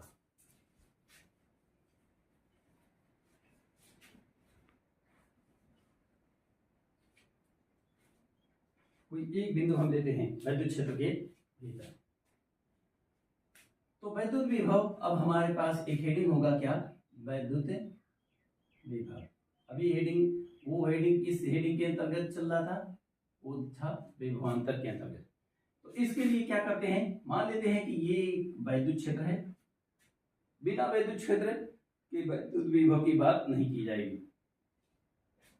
इस विद्युत क्षेत्र में एक पॉइंट ए है, इस पॉइंट पर हमें विद्युत विभव ज्ञात करना है, इस पॉइंट पर हमें विद्युत विभव ज्ञात करना है। हालांकि अगर यहाँ पर पॉइंट कोई और ले लेते, बी ले लेते, तो यहाँ तक तो इनके बीच विभवांतर तो फट से ज्ञात कर लेंगे, डेल्टा वी बराबर डब्ल्यू बटे क्यू नॉट। डेल्टा वी क्या, यहाँ से क्यू नॉट यहाँ ले जाएंगे, डेल्टा वी क्या है, V A minus V B बराबर डब्ल्यू बटे क्यू नॉट। ये हम कह देते अगर दो बिंदु इसी के भीतर रहता था। तो हम बी को अब क्या करते हैं, बी को हम मान लेते हैं कि ये बिंदु बी, ये पॉइंट बी ए से इनफाइनाइट दूरी पर है, अनंत दूरी पर है, अनंत दूरी पर है ये बिंदु बी। अब क्या करेंगे, अब जो है इन दोनों बिंदुओं के बीच विभवांतर ज्ञात कर सकते हैं, इन दोनों बिंदुओं के बीच विभवांतर ज्ञात कर सकते हैं। इन दोनों बिंदुओं के बीच विभवांतर का मान क्या होगा, वी ए, यहाँ से एक परीक्षण आवेश को लेकर चलेंगे और यहाँ तक लेकर आएंगे ए तक, और जो कार्य किया जाएगा वो कार्य और इस परीक्षण के आवेश का मान का अनुपात जो होगा वही इन दोनों बिंदुओं के बीच विभवांतर का मान होगा। मतलब V A minus V infinite बराबर डब्ल्यू बटे क्यू नॉट, डब्ल्यू बटे क्यू नॉट। ये क्या है, विभवांतर है, किन बिंदुओं के, एक बिंदु ए और एक बिंदु ए, इन दोनों बिंदुओं के बीच का विभवांतर है। लेकिन हम ये जानते हैं कि अनंत पर विभवांतर का मान, विभव का मान अनंत पर शून्य होता है, शून्य होता है। अतः हम कह सकते हैं v इनफाइनाइट बराबर 0। अगर v इनफाइनाइट बराबर 0 तो क्या बचेगा, va माइनस 0 बराबर w बटे क्यू नॉट। अब va माइनस 0 को हम va कह सकते हैं या w बटे क्यू नॉट कह सकते हैं। ये w क्या है, ये w क्या है, अनंत से परीक्षण आवेश को बिंदु ए तक लाने में किया गया कार्य। ये क्या है, क्यू नॉट, ये परीक्षण आवेश है जिसको अनंत से यहाँ तक लाया गया था। इस परिभाषा के अनुसार अगर हम इस फार्मूले के आधार पर अगर हम परिभाषा बनाएं, अगर हम परिभाषा बनाएं किसका, विद्युत विभव का, तो क्या बनाएंगे, विद्युत क्षेत्र के भीतर किसी बिंदु ए का विद्युत विभव, विद्युत क्षेत्र के भीतर किसी बिंदु ए का विद्युत विभव अनंत से परीक्षण आवेश को बिंदु ए तक लाने में बाह्यकर्ता द्वारा किया गया कार्य और परीक्षण आवेश के अनुपात, परीक्षण आवेश के मान के अनुपात को उस बिंदु का विद्युत विभव कहते हैं, उस बिंदु का विद्युत विभव कहते हैं। तो ये हो गया एक बिंदु का विद्युत विभव। मतलब ये विद्युत विभव, इसका भी मात्रा क्या हो जाएगा, वोल्ट नहीं, जूल प्रति कूलम, जूल प्रति कूलम। जूल प्रति कूलम को हम क्या कहते हैं, वोल्ट भी कहते हैं, वोल्ट भी कहते हैं। अब मान लेते हैं अगर जो है यदि W बराबर 1 जूल हो, 1 जूल, और Q बराबर होता है Q नॉट बराबर 1 कूलम, 1 कूलम ले, तो VA बराबर क्या हो जाएगा, 1 जूल बटे 1 कूलम, 1 जूल बटे 1 कूलम मतलब बराबर 1 जूल बटे 1 कूलम बराबर 1 वोल्ट, 1 वोल्ट। इसका मतलब है क्या, 1 वोल्ट बराबर 1 जूल बटे 1 कूलम, 1 कूलम। ये वोल्ट और जूल प्रति कूलम में संबंध हो गया। ये वोल्ट और जूल प्रति कूलम में संबंध हो गया। मतलब ये हुआ कि यदि एकांक आवेश को, एक कूलम आवेश को क्या कहेंगे, एकांक आवेश। यदि एकांक आवेश को अनंत से विद्युत क्षेत्र के भीतर किसी बिंदु ए तक लाने में 1 जूल कार्य किया जाए तो उस बिंदु का विभवांतर 1 वोल्ट होगा। उस बिंदु का विभवांतर क्या होगा, 1 वोल्ट। 1 जूल प्रति कूलम मतलब 1 वोल्ट। तो ये जो है उस बिंदु का विभव 1 वोल्ट होगा। कब, जब एकांक आवेश को अनंत से इस बिंदु के भीतर इस बिंदु तक लाने में 1 जूल कार्य किया जाए तो इस बिंदु का विभव क्या हो जाएगा, 1 वोल्ट हो जाएगा। इस तरह से ये वोल्ट जो विभव का मात्रक होता है और जूल प्रति कूलम भी विभव का मात्रक होता है। अब विभव के बारे में कुछ और बातें हम कर लेते हैं। विभव का मान किधर से किधर ये आवेश का फ्लो होगा। अगर दो वस्तुएं भिन्न भिन्न विभव की हों, विभवांतर की हों और आपस में संपर्क करवा दिया जाए तो विभव किधर से, आवेश किधर से किधर गति करेगा, इसको। हेलो माय डियर स्टूडेंट, तो कैसे हैं आप लोग। तो मैं पुनः बहुत दिनों बाद जो है गुप्ता सर क्लासेज में एक नया वीडियो लेकर आया हूं। आशा करते हैं कि इस वीडियो से आप लोगों को बहुत फायदा होगा।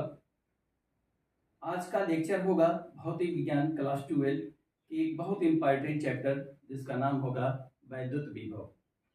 आज वैद्युत विभव पर चर्चा करेंगे और मैं ये उम्मीद करता हूं कि जिस विद्यार्थी को कुछ भी नहीं आता है, जिसको शून्य जानकारी है इस चैप्टर में, वो भी 100% कवर करने लायक रहेगा।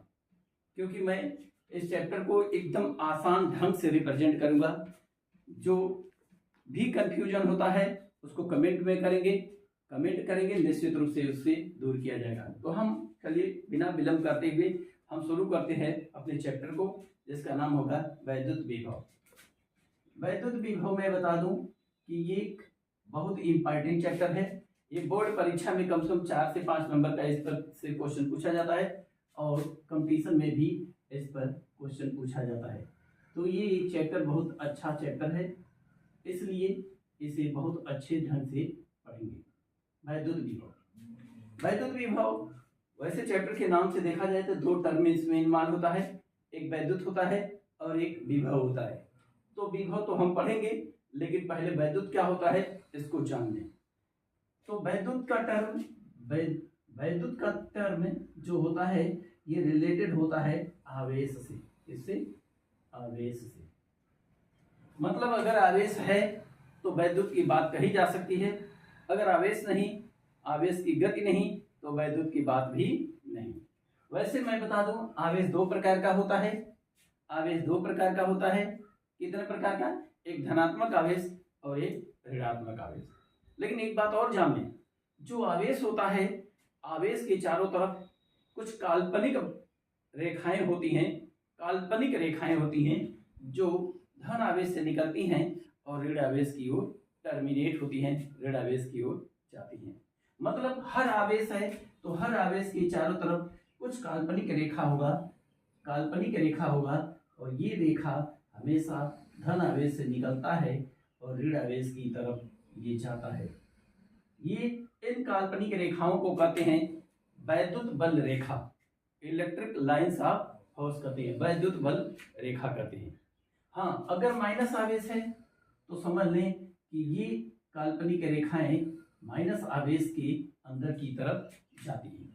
तो ये कुछ हम आवेश से रिलेटेड कहानी बता रहे हैं। आगे हम चलेंगे वैद्युत विभव पर, ही हमारा मेन टॉपिक होगा वैद्युत विभव। लेकिन वैद्युत का संबंध आवेश से होता है, इसलिए मैं पहले आवेश के बारे में कुछ आइडिया दे रहा हूँ। जो लोग आवेश के बारे में कुछ भी नहीं जानते हैं उनके लिए मैं दे रहा हूँ। तो आवेश 2 प्रकार का होता है। आवेश है तो वैद्युत की बात है, आवेश नहीं तो वैद्युत की बात नहीं। आवेश 2 प्रकार का होता है। कोई भी आवेश है तो उससे काल्पनिक रेखाएं निकलती हैं। इन काल्पनिक रेखाओं को वैद्युत बल रेखा कहते हैं। हाँ, इसकी विशेषता होती है कि ये काल्पनिक रेखाएं धन आवेश से निकलती हैं और ऋण आवेश की ओर टर्मिनेट होती हैं। अब दूसरी बात यह है कि जहां जहां वैद्युत बल रेखा है, वैद्युत बल रेखा है वहां पर वैद्युत क्षेत्र है, वैद्युत क्षेत्र है। मतलब अगर आवेश है तो आवेश के चारों तरफ वैद्युत बल रेखा है, अब वैद्युत बल रेखा है तो उसके चारों तरफ वैद्युत क्षेत्र है, वैद्युत क्षेत्र है। और वैद्युत क्षेत्र है तो निश्चित रूप से उस पर उस वैद्युत क्षेत्र में वैद्युत बल कार्य करेगा, वैद्युत बल कार्य करेगा, वैद्युत बल कार्य करेगा।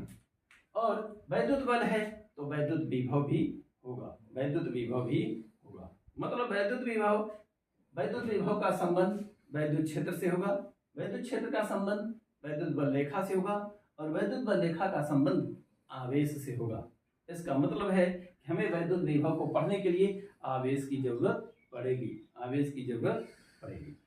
अब चलिए वैद्युत विभव पर हम चलते हैं। आखिर में वैद्युत विभव होता क्या है? तो मैं बता दूं कि ये किसी वैद्युत क्षेत्र के भीतर की बात कही जाती है। मान लेते हैं हमारे पास ये कोई वैद्युत क्षेत्र है, वैद्युत क्षेत्र है।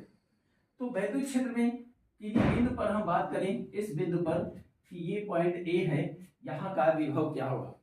तो इस अगर ये वैद्युत क्षेत्र नहीं है, ये वैद्युत क्षेत्र नहीं है तो समझ लें कि यहाँ पर जो है कोई वैद्युत विभव की भी बात नहीं की जाएगी।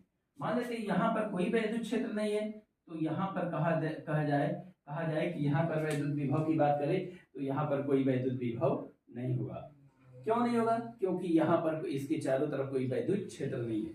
अर्थात जब भी वैद्युत विभव की बात कही जाएगी तो निश्चित रूप से जिस बिंदु पर वैद्युत विभव की बात कही जाएगी वो बिंदु निश्चित रूप से कहाँ पर होगा? वैद्युत क्षेत्र के भीतर होगा, वैद्युत क्षेत्र के भीतर होगा, तभी वैद्युत विभव की बात कही जाएगी। और किसी एक बिंदु का विभव बताना असंभव होता है, किसी एक बिंदु का विभव को परिभाषित नहीं किया जाता है, बताया नहीं जाता है, इसलिए विभवांतर को परिभाषित किया जाता है और विभवांतर की परिभाषा से हम किसी एक बिंदु के विभव तक हम पहुंचते हैं। तो सबसे पहले हम विभवांतर को ही देखते हैं कि विभवांतर क्या होता है, उसके बाद हम वैद्युत विभव। तो मान लेते हैं कि ये हमारे पास एक वैद्युत क्षेत्र है, वैद्युत क्षेत्र है। कैसे पता चला वैद्युत क्षेत्र है? ये हम मान लिए हैं और माने हैं तो निश्चित रूप से कहीं ना कहीं कोई आवेश होगा, यहाँ पर कोई आवेश होगा जिसके कारण ये वैद्युत बल रेखा बनाया होगा और वैद्युत बल रेखा बनाया है तो इसके कारण यहाँ पर वैद्युत क्षेत्र बना है, वैद्युत क्षेत्र बना है। अब ये वैद्युत क्षेत्र जो है, ये वैद्युत क्षेत्र है, अगर ये वैद्युत क्षेत्र है तो यहाँ पर हम इस वैद्युत क्षेत्र के भीतर दो बिंदु लेते हैं, एक बिंदु ए ले रहे हैं और एक बिंदु हम बी ले रहे हैं, एक बिंदु ए ले रहे हैं और एक बिंदु बी ले रहे हैं। और इन दोनों बिंदुओं के बीच हम पहले बात करेंगे विभवांतर का, विभवांतर का। तो मान लेते हैं इस बिंदु का विभवांतर भी ए और इस बिंदु का विभवांतर भी बी, इस बिंदु का विभवांतर भी ए और इस बिंदु का विभवांतर भी बी। तो इनके बीच का विभवांतर कितना होगा?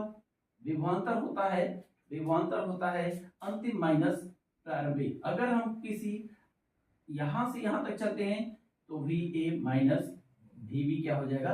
ये डेल्टा वी के बराबर होगा, विभवांतर के बराबर होता है।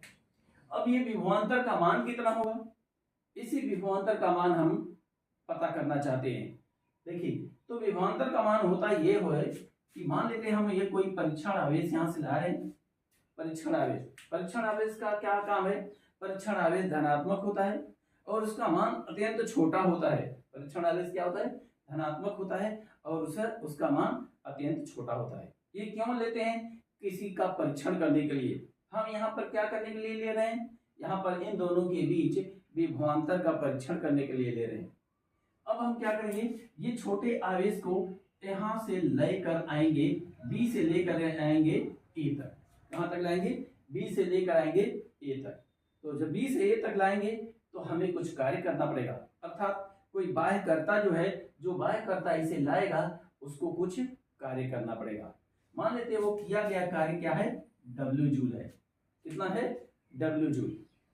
सबसे पहले तो ये बात कर लें आखिर क्यों कार्य करना पड़ेगा, क्या इसमें कारण है कि हमें कार्य करना पड़ रहा है? कारण इसलिए है, कार्य करना पड़ रहा है इसलिए क्योंकि ये धन आवेश के कारण ये वैद्युत क्षेत्र बना है, ये वैद्युत क्षेत्र बना है और इस वैद्युत क्षेत्र, मान लेते हैं वैद्युत क्षेत्र की तीव्रता यहाँ पर जो है वो ई है, तो इस वैद्युत क्षेत्र के कारण ये धन आवेश इसको क्या करेगा? प्रतिकर्षित करेगा। वैद्युत बल से प्रतिकर्षित करेगा, और वैद्युत बल से प्रतिकर्षित कर रहा है तो निश्चित रूप से वो ढकेला इधर, हम उठा करके ला रहे हैं इसके, इस बल के विरुद्ध उठा करके ला रहे हैं यहाँ पर, तो उस बल के विरुद्ध कार्य कर रहे हैं। हम एक बल लगा रहे हैं, बाहर से बल लगा करके इसे ला रहे हैं और कुछ विस्थापन कर रहे हैं, तो निश्चित रूप से हमें कार्य करना पड़ेगा, निश्चित रूप से हमें कार्य करना पड़ेगा। कार्य के लिए दो चीजें मुख्य रूप से जरूरी है, एक बल और एक विस्थापन। यहाँ पर दोनों हो रहा है, हम बल लगा रहे हैं और विस्थापन भी कर रहे हैं, तो निश्चित रूप से हमें कार्य करना पड़ेगा। अब विभवांतर की परिभाषा क्या होती है? विभवांतर की, वैद्युत क्षेत्र के भीतर इन्हीं दो बिंदुओं के बीच विभवांतर का मान, वैद्युत क्षेत्र के भीतर इन्हीं दो बिंदुओं के बीच विभवांतर का मान एक परीक्षण आवेश को बाह्यकर्ता द्वारा एक बिंदु से दूसरे बिंदु तक लाने में किए गए कार्य और उस परीक्षण आवेश के अनुपात के बराबर होता है। अर्थात अगर कार्य किया गया कार्य है W और परीक्षण आवेश को यहां से यहां तक लाने में किया गया कार्य है W और परीक्षण आवेश का मान है Q0, तो ये जो है मान होगा डेल्टा V के बराबर। वैद्युत क्षेत्र के भीतर, पुनः सुन लें, वैद्युत क्षेत्र के भीतर इन दो बिंदुओं के बीच विभवांतर उनमें से एक बिंदु से, उन दोनों बिंदुओं में से एक बिंदु से दूसरे बिंदु तक किसी परीक्षण आवेश को ले जाने में किया गया कार्य और परीक्षण आवेश के अनुपात के मान को हम उन दोनों बिंदुओं के बीच विभवांतर कहते हैं। अर्थात दोनों बिंदुओं के बीच का विभवांतर का मान एक बिंदु से दूसरे बिंदु तक परीक्षण आवेश को लाने में किए गए कार्य और इस आवेश के अनुपात के मान के बराबर होगा, अर्थात डेल्टा V बराबर W/Q0 होगा। इसी को हम, अच्छा डेल्टा V क्या होता है? Delta V VA minus VB के बराबर होता है, अर्थात W/Q0 हो जाएगा। क्यों VA माइनस VB कहें? क्योंकि यही दो बिंदु हमारे पास है। क्यों नहीं VB माइनस VA कहें? क्योंकि हम B से A तक ला रहे हैं, B से A तक ला रहे हैं, तो ये प्रारंभ हुआ, ये अंतिम बिंदु हुआ हमारा। और अंतर कैसे निकाला जाता है? अंतिम माइनस प्रारंभ, इसलिए VA माइनस VB हमने किया। अब ये VA माइनस VB किसके बराबर है? डेल्टा V के बराबर है। यही विभवांतर है इन दोनों बिंदुओं के बीच। अब क्या होगा? अब अगर कार्य दिया रहे और आवेश का मान दिया रहे तो इन दोनों बिंदुओं के बीच का विभवांतर पता चल जाएगा। विभवांतर का मात्रक क्या होगा? डेल्टा V का मात्रक। मात्रक क्या होगा? कार्य का मात्रक होता है जूल और आवेश का मात्रक होता है कूलम, तो इसका मात्रक हो जाएगा जूल प्रति कूलम, इसका मात्रक हो जाएगा जूल प्रति कूलम। और इसका बीमीय सूत्र क्या हो जाएगा? डेल्टा V का बीमीय सूत्र, बीमीय सूत्र क्या हो जाएगा? तो कार्य का बीमीय सूत्र होता है mL²T⁻², और आवेश का बीमीय सूत्र कहां से आएगा? यहां देख लें, I बराबर होता है Q/T, तो Q बराबर होता है I × T। Q है क्या? आवेश, I क्या है? धारा, धारा का होता है A और T टाइम AT, तो Q का बीमीय सूत्र हो जाएगा AT। इस प्रकार से mL², ये T ऊपर चला जाएगा T⁻³ और A ऊपर चल जाएगा A⁻⁻1, ये बीमीय सूत्र हो जाएगा किसका? विभवांतर का, वैद्युत विभवांतर का बीमीय सूत्र हो जाएगा। अब वैद्युत विभवांतर का बीमीय सूत्र जान लिए तो वैद्युत विभवांतर या विभव से संबंधित कुछ बातें और जान लें। वैद्युत विभवांतर एक अदिश राशि होती है। कैसी राशि होती है? अदिश राशि होती है। वैद्युत विभवांतर कैसी राशि होती है? एक अदिश राशि होती है। वैद्युत विभवांतर एक अदिश राशि होती है। हालांकि विभवांतर का मान, हालांकि एक बात और जान लें, धन आवेश के कारण विभवांतर धनात्मक होता है, जबकि ऋण आवेश के कारण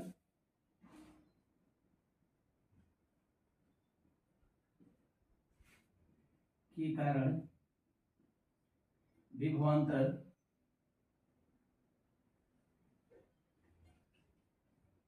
का मान ऋणात्मक होता है। ये भी ध्यान, धन आवेश के कारण विभवांतर का मान कैसा होगा, धनात्मक, और ऋण आवेश के कारण विभवांतर का मान ऋणात्मक होगा। ऋण आवेश के कारण विभवांतर का मान ऋणात्मक होगा। विभवांतर कैसी राशि है, अदिश राशि। क्यों अदिश राशि है, क्योंकि इसके जोड़ने का नियम जो होता है, ये जो जोड़ होता है एक बिंदु पर कई आवेश के कारण जो विभव होता है, जो जोड़ होता है इसका, वो सदिश नियम का पालन नहीं करता है, इसलिए ये अदिश राशि होती है। और एक बात और जाने, विभव का मान अनंत पर शून्य होता है, अनंत दूरी पर शून्य होता है। विभव का मान क्या होता है, अनंत दूरी पर क्या होता है, शून्य होता है।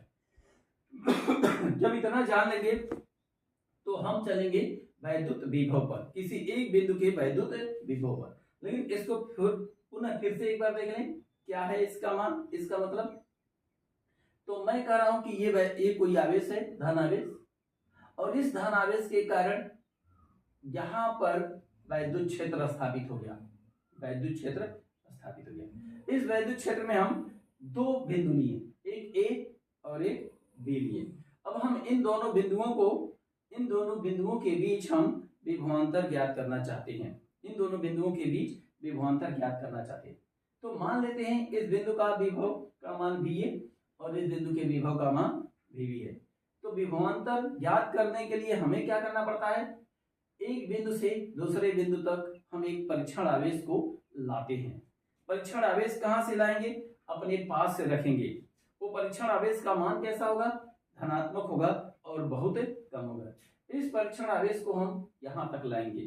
कौन लाएगा, बाह्यकर्ता लाएगा या हम लाएंगे। तो हमें कुछ कार्य करना पड़ेगा, या बाह्यकर्ता जो लाएगा उसे कुछ कार्य करना पड़ेगा। क्यों कार्य करना पड़ता है, क्योंकि इस आवेश पर एक वैद्युत बल लग रहा है उधर की तरफ, दूसरे दिशा में, और हम क्या कर रहे हैं, इसे उस बल के विरुद्ध हम उठा करके इधर ला रहे हैं। तो हमें कार्य करना पड़ेगा इसको लाने में। अब विभवांतर का मान क्या होता है, परिभाषा क्या होती है कि वैद्युत क्षेत्र के भीतर इन्हीं दो बिंदुओं के बीच विभवांतर का मान एक बिंदु से दूसरे बिंदु तक किसी परीक्षण आवेश को लाने में बाह्यकर्ता द्वारा किया गया कार्य और उस परीक्षण आवेश के अनुपात के मान के बराबर होता है। इस प्रकार हम परिभाषा के अनुसार कर देंगे delta V equal to W बटे Q नॉट। डेल्टा V का मतलब VA माइनस VB क्यों, क्योंकि ये विभवांतर है, विभव का अंतर है, अंतर को अंतिम माइनस प्रारंभिक करते हैं। हम यहाँ से चल रहे हैं यहाँ तक, तो ये हो गया प्रारंभिक और ये हो गया अंतिम, इसलिए VA माइनस VB बराबर W बटे Q नॉट। अब ये W का मान अगर पता रहे तो जो है W का मान पता रहे और आवेश का मान पता रहे तो हम यहाँ पर विभवांतर ज्ञात कर सकते हैं। अब डेल्टा V का मात्रक देखिए क्या होगा, जूल बटे कूलम, इसका मात्रक जूल, इसका मात्रक कूलम, इसलिए जूल बटे कूलम। डेल्टा V का बीमी सूत्र क्या हो जाएगा, इस तरह से ये निकालेंगे। अब हम चलते हैं किसी एक बिंदु के विभव का मान हम ज्ञात करने के लिए कि वैद्युत क्षेत्र के भीतर केवल एक बिंदु, सिंगल बिंदु लिया जाए, ये दो बिंदु न लिया जाए, तो एक बिंदु का विभव का मान क्या होगा। इसके लिए हम आगे बढ़ रहे हैं, थोड़ा इसे बोर्ड को हम साफ कर दें।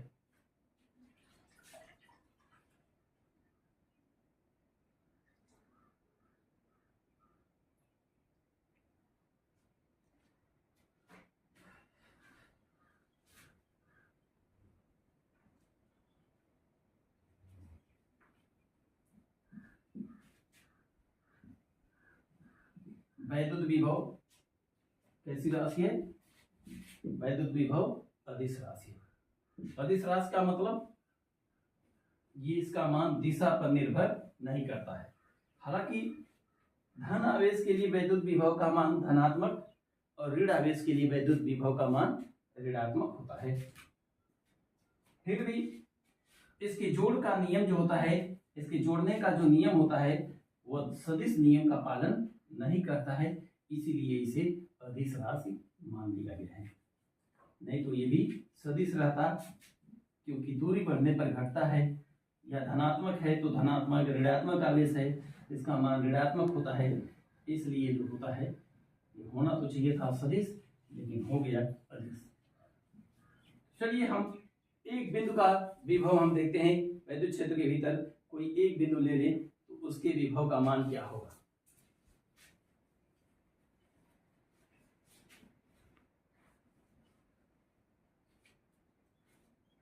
कोई एक बिंदु हम लेते हैं विद्युत क्षेत्र के भीतर, तो वैद्युत विभव, अब हमारे पास एक हेडिंग होगा क्या, वैद्युत विभव। अभी हेडिंग, वो हेडिंग किस हेडिंग के अंतर्गत चल रहा था, वो था विभवांतर के अंतर्गत। तो इसके लिए क्या करते हैं, मान लेते हैं कि ये वैद्युत क्षेत्र है, बिना वैद्युत क्षेत्र के वैद्युत विभव की बात नहीं की जाएगी। इस वैद्युत क्षेत्र में एक पॉइंट ए है, इस पॉइंट पर हमें वैद्युत विभव ज्ञात करना है, इस पॉइंट पर हमें वैद्युत विभव ज्ञात करना है। हालांकि अगर यहाँ पर पॉइंट कोई और ले लेते, बी ले लेते, तो यहाँ तक तो इनके बीच विभवांतर तो फट से ज्ञात कर लेंगे, डेल्टा V बराबर W बटे क्यू नॉट। डेल्टा V क्या, यहाँ से क्यू नॉट यहाँ ले जाएंगे, डेल्टा V क्या है, VA माइनस VB बराबर W बटे क्यू नॉट। ये हम कह देते अगर दो बिंदु इसी के भीतर रहता तब। तो हम B को अब क्या करते हैं, B को हम मान लेते हैं कि ये बिंदु B, ये पॉइंट B A से इनफाइनाइट दूरी पर है, अनंत दूरी पर है, अनंत दूरी पर है ये बिंदु B। अब क्या करेंगे, अब जो है इन दोनों बिंदुओं के बीच विभवांतर ज्ञात कर सकते हैं, इन दोनों बिंदुओं के बीच विभवांतर ज्ञात कर सकते हैं। इन दोनों बिंदुओं के बीच विभवांतर का मान क्या होगा, VA। यहाँ से एक परीक्षण आवेश को लेकर चलेंगे और यहाँ तक लेकर आएंगे A तक, और जो कार्य किया जाएगा वो कार्य और इस परीक्षण के आवेश का मान का अनुपात जो होगा वही इन दोनों बिंदुओं के बीच विभवांतर का मान होगा। मतलब VA माइनस V इनफाइनाइट बराबर W बटे क्यू नॉट, W बटे क्यू नॉट। ये क्या है, विभवांतर है, किन बिंदुओं के, एक बिंदु ये और एक बिंदु ये, इन दोनों बिंदुओं के बीच का विभवांतर है। लेकिन हम ये जानते हैं कि अनंत पर विभवांतर का मान, विभव का मान अनंत पर शून्य होता है, शून्य होता है। अतः हम कह सकते हैं V इनफाइनाइट बराबर 0। अगर V इनफाइनाइट बराबर 0 तो क्या बचेगा, VA माइनस 0 बराबर W बटे क्यू नॉट। अब VA माइनस 0 को हम VA कह सकते हैं या W बटे क्यू नॉट कह सकते हैं। ये W क्या है, ये W क्या है, अनंत से परीक्षण आवेश को बिंदु A तक लाने में किया गया कार्य। ये क्या है, क्यू नॉट, ये परीक्षण आवेश है जिसको अनंत से यहाँ तक लाया गया था। इस परिभाषा के अनुसार अगर हम इस फार्मूले के आधार पर अगर हम परिभाषा बनाएं, अगर हम परिभाषा बनाएं किसका, वैद्युत विभव का, तो क्या बनाएंगे, वैद्युत क्षेत्र के भीतर किसी बिंदु A का वैद्युत विभव, वैद्युत क्षेत्र के भीतर किसी बिंदु A का वैद्युत विभव अनंत से परीक्षण आवेश को बिंदु A तक लाने में वाह्यकर्ता द्वारा किया गया कार्य और परीक्षण आवेश के अनुपात, परीक्षण आवेश के मान के अनुपात को उस बिंदु का वैद्युत विभव कहते हैं, उस बिंदु का वैद्युत विभव कहते हैं। तो ये हो गया एक बिंदु का वैद्युत विभव। मतलब ये वैद्युत विभव, इसका भी मात्रक क्या हो जाएगा, वोल्ट नहीं, जूल प्रति कूलम, जूल प्रति कूलम। जूल प्रति कूलम को हम क्या कहते हैं, वोल्ट भी कहते हैं, वोल्ट भी कहते हैं। अब मान लेते हैं अगर जो है यदि W बराबर 1 जूल हो, 1 जूल, और Q बराबर होता है Q नॉट बराबर 1 कूलम, 1 कूलम ले, तो VA बराबर क्या हो जाएगा, 1 जूल बटे 1 कूलम, 1 जूल बटे 1 कूलम मतलब बराबर 1 जूल बटे 1 कूलम बराबर 1 वोल्ट, 1 वोल्ट। इसका मतलब है क्या, 1 वोल्ट बराबर 1 जूल बटे 1 कूलम। ये वोल्ट और जूल प्रति कूलम में संबंध हो गया, ये वोल्ट और जूल प्रति कूलम में संबंध हो गया। मतलब ये होगा कि यदि एकांक आवेश को, एक कूलम आवेश को क्या कहेंगे, एकांक आवेश। यदि एकांक आवेश को अनंत से विद्युत क्षेत्र के भीतर किसी बिंदु ए तक लाने में 1 जूल कार्य किया जाए तो उस बिंदु का विभवांतर 1 वोल्ट होगा। उस बिंदु का विभवांतर क्या होगा, 1 वोल्ट। 1 जूल प्रति कूलम मतलब 1 वोल्ट। तो ये जो है उस बिंदु का विभव 1 वोल्ट होगा। कब, जब एकांक आवेश को अनंत से इस बिंदु के भीतर इस बिंदु तक लाने में 1 जूल कार्य किया जाए तो इस बिंदु का विभव क्या हो जाएगा, 1 वोल्ट हो जाएगा। इस तरह से ये वोल्ट जो विभव का मात्रक होता है और जूल प्रति कूलम भी विभव का मात्रक होता है। अब विभव के बारे में कुछ और बातें हम कर लेते हैं। विभव का मान किधर से किधर ये आवेश का फ्लो होगा। अगर 2 वस्तुएं भिन्न भिन्न विभव की हों, विभवांतर की हों और आपस में संपर्क करवा दिया जाए तो विभव किधर से, आवेश किधर से किधर गति करेगा।